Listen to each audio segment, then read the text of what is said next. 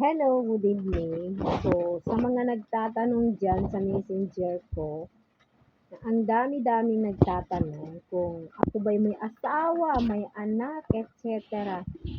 So, yes, eto po ang aking mga anak. Wala pa dyan yung dalawang anak ko. So, ayan po sila. Oh.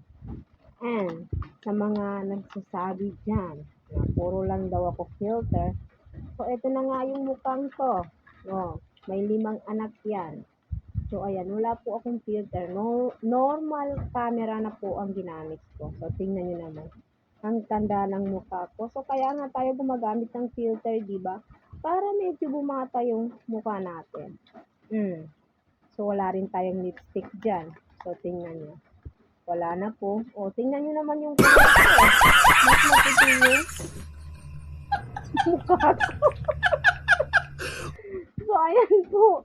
Kaya nga po tayo gumagamit ng filter, di ba? Kasi yung mukha ko at saka yung kamay ko is mas maputi po yung mukha ko. Siyempre, inaalagaan natin ang mukha na yan, di ba? Kesa sa ating kamay or balat.